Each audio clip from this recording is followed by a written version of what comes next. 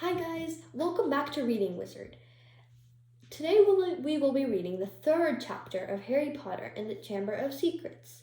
This time I will format my video a little bit differently.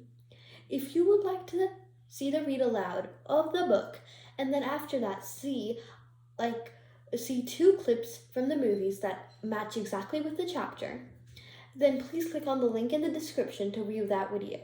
It is also in my Harry Potter and the Chamber of Secrets read aloud playlists if you would like to view it from there, but I would recommend getting the link from the description. If you would like to only listen to the read aloud, then please proceed with this video. I hope you enjoy the chapter.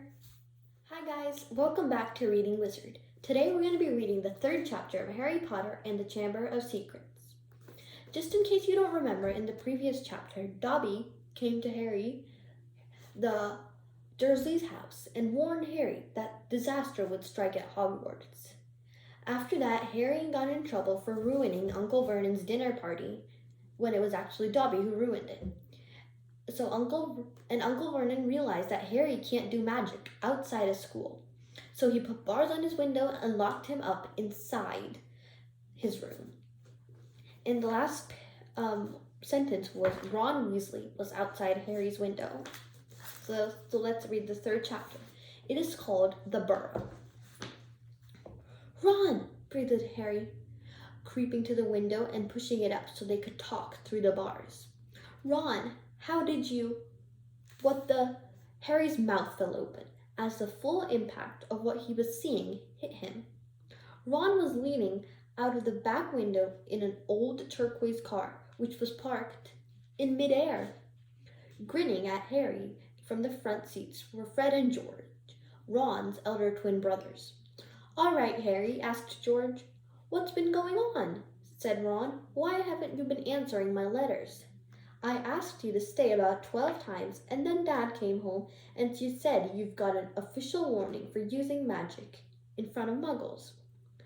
It wasn't me. And how did he know? He works for the ministry, said Ron. You know you're not supposed to do spells outside of school. You should talk, said Harry, staring at the floating car. Oh, this doesn't count, said Ron. We're only borrowing this. It's Dad's.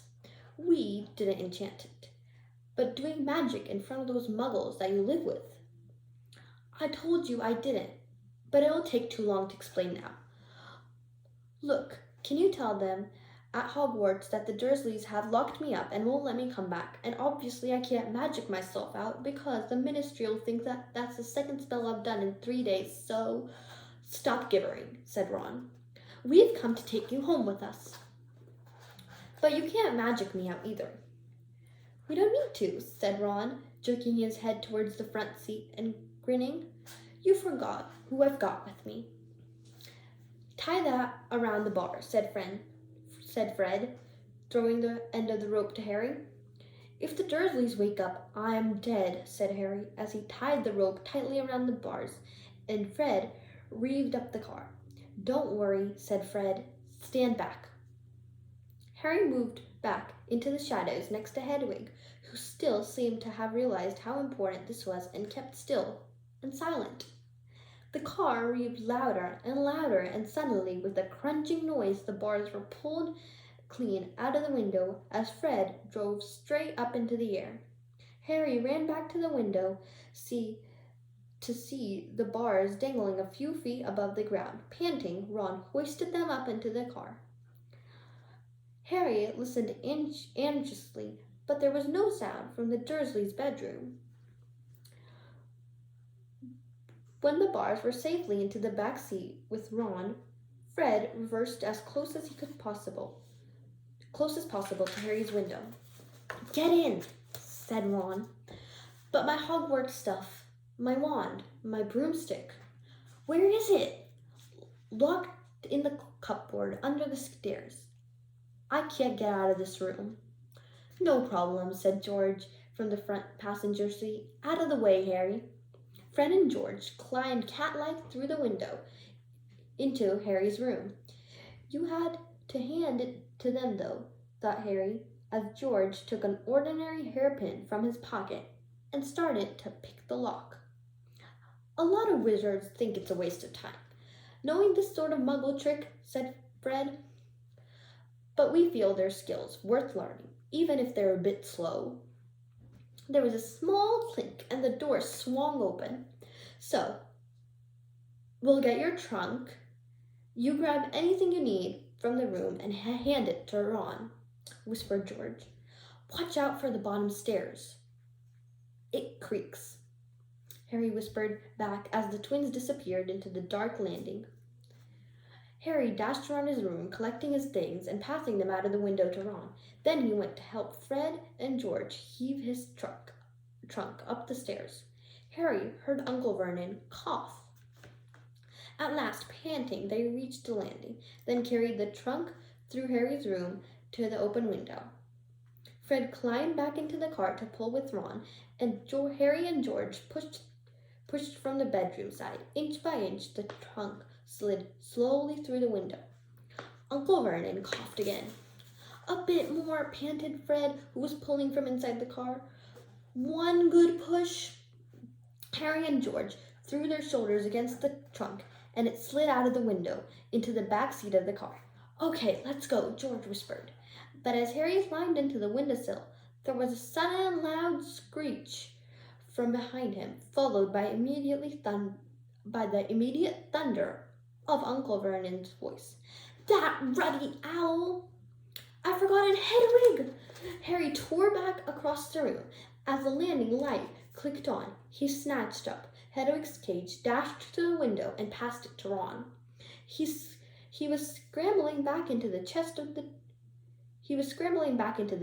drawers when Uncle Vernon hammered on the unlocked door and crashed it open. For a split second, Uncle Vernon stood framed in the doorway. Then he let out a bellow like an angry bull and dived at Harry, grabbing him by the ankle. Ron, Fred, and George seized Harry's arms and pulled as hard as they could into the car. Petunia! Roared Uncle Vernon. He's getting away! He's getting away! But the Weasleys gave a gigantic tug, and Harry's leg slid out of Uncle Vernon's grasp. Harry was in the car. He'd slammed the door shut. Put your foot down, Fred, yelled Ron, and the car shot suddenly towards the moon. Harry couldn't believe it. He was free. He rolled down the window, the night air whipping his hair, and looked back at the shrinking rooftops of Privet Drive. Uncle Vernon, Aunt Petunia, and Dudley were all hanging, dumbstruck, out of Harry's window. See you next summer, Harry yelled. The Weasleys roared with laughter, and Harry settled back into his seat, grinning from ear to ear. Let Hedwig out, he told Ron. She can fly behind us. She hasn't got a chance to stretch her wings for ages. George handed the hairpin to Ron, and a moment later, Hedwig soared joyfully out of the window to glide alongside them like a ghost. So, what's the story, Harry? Said Ron impatiently. What's been happening? Harry told them all about Dobby, the warning he'd given, and the fiasco of the wallet pudding. There was a long, shocked silence when he had finished. Very fishy, said Fred, finally. Definitely dodgy, agreed George. So he wouldn't even tell you, who's supposed to be plotting all this stuff. I don't think he could. I told you. Every time he got close to letting something slip, he started banging his head on the wall. He saw Fred and George look at each other. What, you think he was lying to me? Said Harry. Well, said Fred, put it this way. House elves have got powerful magic of their own, but they can't usually use it without their master's permission. I reckon old Dobby was sent to stop you coming back to Hogwarts. Someone ideas of a joke. Can you think of someone at school with a grudge against you? Yes, said Harry and Ron together, instantly. Draco Malfoy, Harry explained. He hates me. Draco Malfoy, said George, turning around. Not Lucius Malfoy's son. Must be. It's not a very common name, is it? Said Harry. Why? I heard Dad talking about him, said George. He was a big supporter of you-know-who. And then when you-know-who disappeared, said Fred, craning around to look at Harry, Lucius Malfoy came back, saying he'd never met any of it. Load of dung, Dad reckons he was right in you-know-who's inner circle. Harry had heard these rumors about the Malfoy family before, and they didn't surprise him at all. Malfoy made Dudley Dursley look like a kind, thoughtful, and sensitive boy. I don't know whether the Malfoys own a house elf, said Harry. Well, whoever owns him will be an old wizarding family, and they'll be rich, said Fred. Yeah, Mom's always wishing she had a house elf to do the ironing, said George, but all we've got is a lousy old gold in the attic and gnomes all over the garden. House elves come with big old manors and castles and places like that. You wouldn't catch one in our house. Harry was silent, judging by the fact that Draco Malfoy usually had the best of everything. His family was rolling in wizard gold. He could see Malfoy stuttering around a large manor house, sending the family servant to stop Harry from coming back to Hogwarts. Also, it sounded exactly like the thing Malfoy would do. Harry had been stupid to take Dobby seriously. I'm glad we came to get you anyway, said Ron. I was getting really worried when you didn't answer any of my letters. I thought it was Errol's thought at first. Who's Errol? Our owl. He's ancient. It wouldn't be the first time he'd collapsed on a delivery. So then I tried to borrow Herm's. Who? The owl Mum and Dad bought Percy when he was made a prefect, said Fred from the front. But Percy wouldn't lend me him. He said he needed it, said Ron. Percy's been acting very oddly this summer, said George, frowning, and he has been sending a lot of letters, spending a load of time shut up in his room.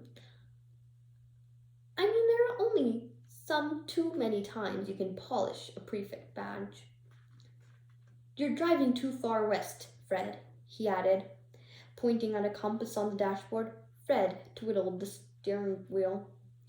So, does your dad know you got the car? Said Harry, guessing the answer.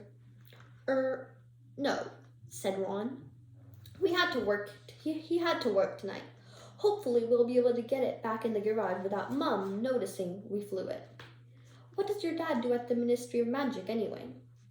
He works at the most boring department, said Ron. The misuse of Muggle artifacts office. The what? It's all to do with bewitching things that are Muggle made. You know, in case they end up back in a Muggle shop or house. Like last year, some old witch died and her tea set was sold to an antique shop. This Muggle woman bought it, took it home, and tried to serve her friends tea in it. It was a nightmare. Dad was working overtime for weeks. What happened? The teapot went berserk and squirted boiling tea all over the place, and one man ended up in the hospital with sugar tongs clamped to his nose. Dad was going frantic. It was only him and an old warlock called Perkins in the office.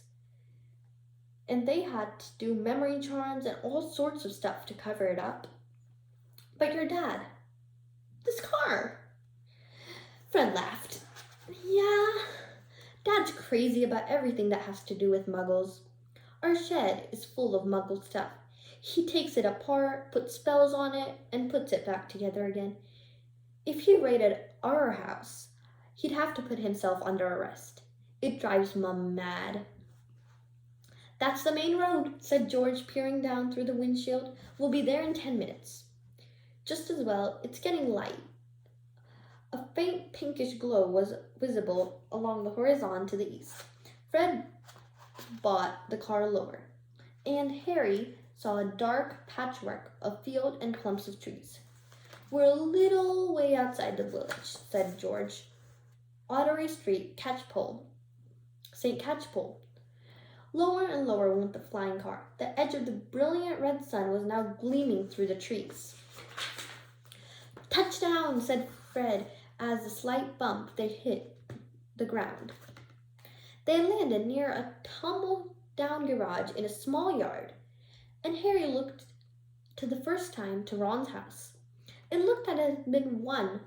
It looked as though it had been one large stone pig pen, but extra rooms had been added here and there until it was several stories high and so crooked it looked like it was held up by magic, which Harry reminded himself it probably was. 4 or 5 chimneys were perched on top of the red roof. A lopsided sign stuck in the ground near the entrance read, "The Burrow." Around the front door lay a jumble of rubber boots and a very rusty cauldron. Several fat brown chickens were peeking their way around the yard. "It's not much," said Ron. "It's wonderful," said Harry, happily thinking of Privet Drive. They got out of the car. "Now we'll go upstairs really quietly," said Fred, "and wait for Mom to call us down for breakfast. Then, Ron, you come bounding right downstairs going, 'Mom, look who turned up in the night.' And she'll be so pleased to see Harry, and no one will ever need to know we flew the car." "Right," said Ron. "Come on, Harry, I sleep at the top." Ron had gone a nasty greenish color, his eyes fixed on the house. The other 3 wheeled around. Mrs. Weasley was marching up across the yard, scattering chickens and for a short, plump, kind-faced woman, it was remarkably how much she looked like a saber-toothed tiger. "Ah," said Fred. "Oh dear," said George. Mrs. Weasley came to a halt in front of them, her hands on her hips, staring from one guilty face to the next. She was wearing a flowered apron with a wand sticking out of its pocket. "So," she said. "Morning, Mum," said George, in what had he thought was a jaunting, winning voice. "Have you had any idea about how worried I've been?" said Mrs. Weasley in a deadly whisper. "Sorry, Mum, but see, we had to." All 3 of Mrs. Weasley's sons were taller than she was, but they cowered as her rag broke over them. "Bed's empty, no note, car gone. Could have crashed out of my mind with worry. Did you care? Never, as long as I've lived. You wait until your father gets home. We never had trouble like this from Bill or Charlie or Percy." "Prefect Percy," muttered Fred. "You could do with talking a leaf out of Percy's book," yelled Mrs. Weasley, prodding a finger in Fred's chest. "You could have died.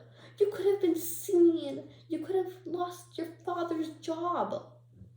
It seemed to go on for hours. Mrs. Weasley had shouted herself hoarse before she turned on Harry, who backed away. "I'm very pleased to see you, dear," she said. "Come on in and have some breakfast." She turned and walked back into the house, and Harry, after a nervous glance at Ron, who nodded encouragingly, followed her. The kitchen was small and rather cramped. There was a scrubbed wooden table and large chairs in the middle. Harry sat down on the edge of a seat, looking around. He'd never been in a wizard house before. The clock on the wall opposite to him only had 1 hand and no numbers at all. Written around the edge were things like "Time to make tea," "Time to feed the chickens," and "You're late." Books were stacked there 3 deep on the mantelpiece. Books with titles like "Charm Your Own Cheese," "Enchantment in Baking," "1-Minute Feasts," "It's Magic." And unless Harry's ears were devising him, an old radio next to the sink had just announced that the coming up was the witch hour, the popular singing sorceress Christina Warbeck.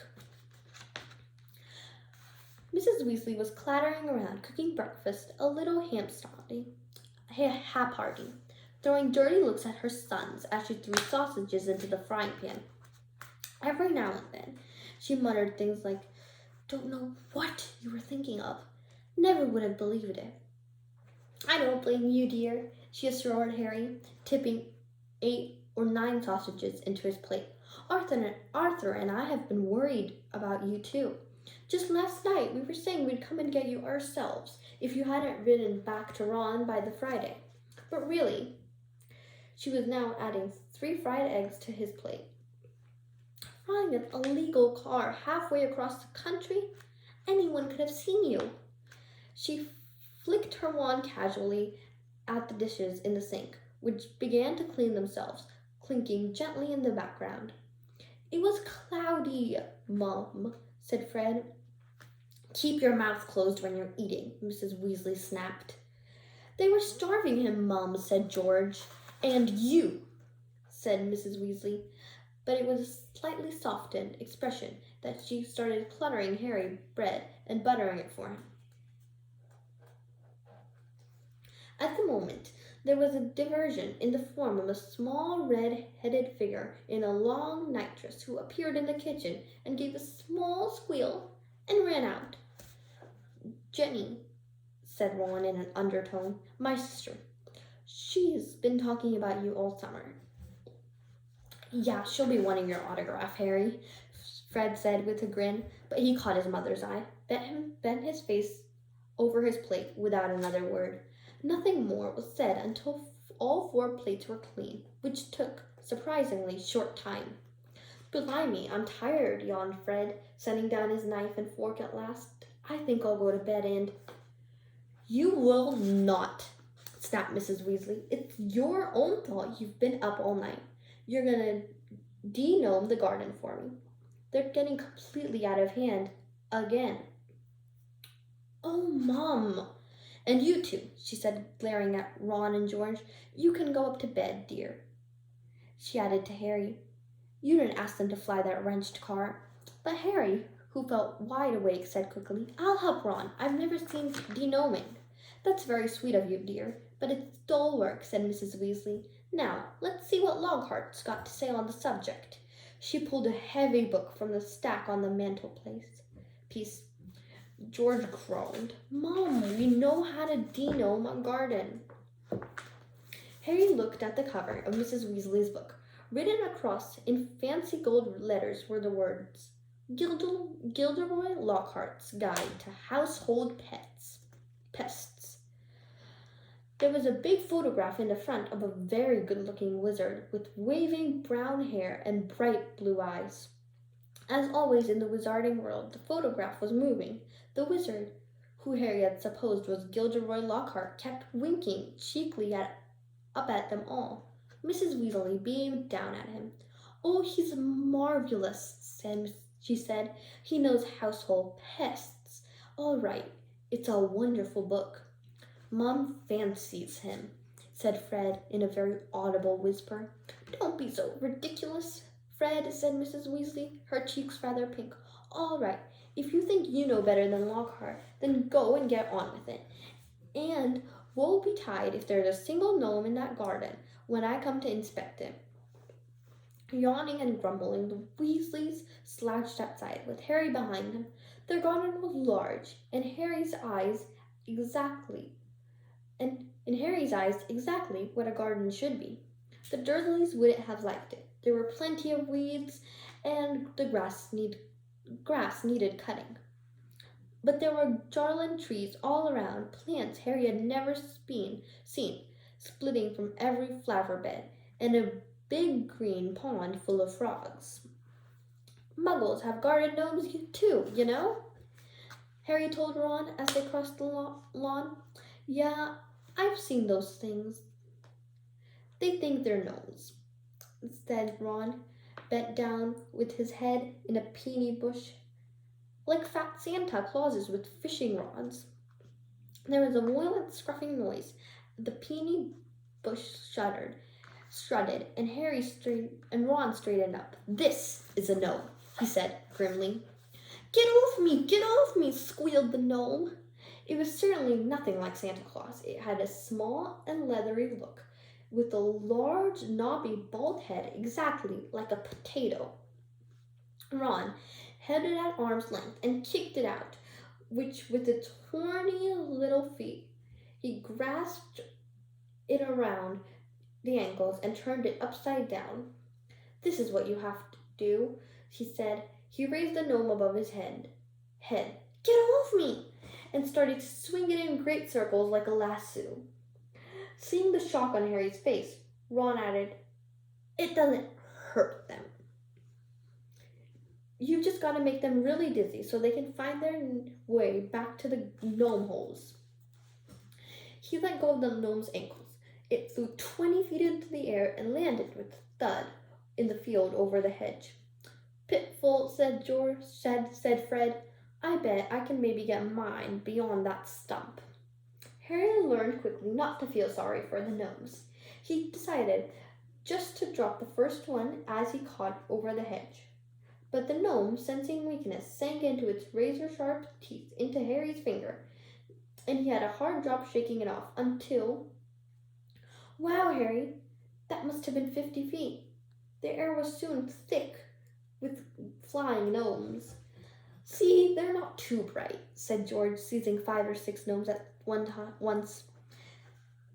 The moment they know de-gnoming is going on, they storm up to you to have a look. You'd think that they've learned it now. Just stay put. Soon the crowd of gnomes in the field started waking away in straggling line, their little shoulders hunched. They'll be back, said Ron, as they watched the gnomes disappear into their hedge on the other side of the field. They love it here. Dad's too soft with them. He thinks they're funny. Just then the front door slammed. He's back! Dad's home, said George. They hurried through the garden and back into the house. Mr. Weasley slumped into the kitchen chair with his glasses off and his eyes closed. He was a thin man, going bald. But the little hair he had was as red as any of his children's. He was wearing long green robes which were dusty and travel-worn. What a night, he mumbled, groping for the teapot as they all sat around him. 9 raids! 9! Any old Mundungus Fletcher tried to put a hex on me when I had my back turned. Mr. Weasley took a long gulp of tea and sighed. Find anything, Dad? Said Fred eagerly. All I got was a few shrieking door keys and a biting kettle, yawned Mr. Weasley. There was some pretty nasty stuff that wasn't in my department, though. Morlake was taken away for questioning about some extremely odd ferrets, but that's committee of experimental charms, thank goodness. Why would anyone bother to make the door keys shrink, said George. Just muggle baiting, sighed Mr. Weasley. So then that key and it keeps shrinking to nothing, so they can never find it when they need it. Of course, it's very hard to convince anyone because no muggle would admit that their keys kept shrinking. They'll insist that they kept losing it. Bless them, they will have to go any lengths to ignore magic, even if it's staring them in the face. But the things are a lot have taken like to enchanting you wouldn't believe. Like cars, for instance. Mrs. Weasley had appeared, holding a long poker like a sword. Mr. Weasley's eyes jerked open. He stared guiltily at his wife. Cars, Molly dear. Yes, Arthur, cars, said Mrs. Weasley, her eyes flashing. Imagine a wizard buying a rusty old car and telling his wife all he wanted to do with it was take it apart and see how it works. Well, really, he was enchanting the car to make it fly. Mr. Weasley blinked. Well, dear, I think you'll find that he would be quite within the law to do that, even if there's... he would have done better to tell his wife the truth. There's a loophole in the law, you'll find, as long as he wasn't intending to fly the car. The fact that the car could fly wouldn't... Arthur Weasley, you made sure there's no loophole when you wrote that law, shouted Mrs. Weasley. just so you could carry on tinkering with all that muggle rubbish in your shed. And for your information, Harry arrived this morning in the car you weren't intending to fly. Harry, Mr. Weasley blinked. Harry, who? He looked around and saw Harry and jumped. Good Lord, is that Harry Potter? Very pleased to meet you. Ron's told us so much about you. Your sons flew that car to Harry's house and back last night, shouted Mrs. Weasley. What have you got to say about that, eh? Did you really? Said Mr. Weasley eagerly. Did it go all right? I mean, he flattered as sparks flew from Mrs. Weasley's eyes. That was very wrong, boys. Very wrong indeed. Let's leave them to it, Ron muttered to Harry as Mrs. Weasley swelled like a bullfrog. Come on, I'll show you my bedroom. They slipped out of the kitchen and a narrow passageway up to the uneven staircase which found its way, zigzagging up through the house. On the third landing, a door stood ajar. Harry just caught the sight of the pair of bright brown eyes staring at him before it closed with a snap. Jenny, said Ron, you don't know how weird it is for her to be that shy. She never shuts up normally. They climbed 2 more flights until they reached a door with a peeling paint that said in a small plague on it, saying Ronald's room. Harry stepped in, his head almost touching the sloping ceiling, and blinked. It was like walking into a furnace. Nearly everything in Ron's room seemed to be a violet shade of orange. The bedspread, the walls, even the ceiling. Then Harry realized that it had covered nearly every inch of the shabby wallpaper with posters of the same 7 wizards and witches, all wearing bright yellow robes and carrying broomsticks and waving energetically. Your Quidditch team, said Harry.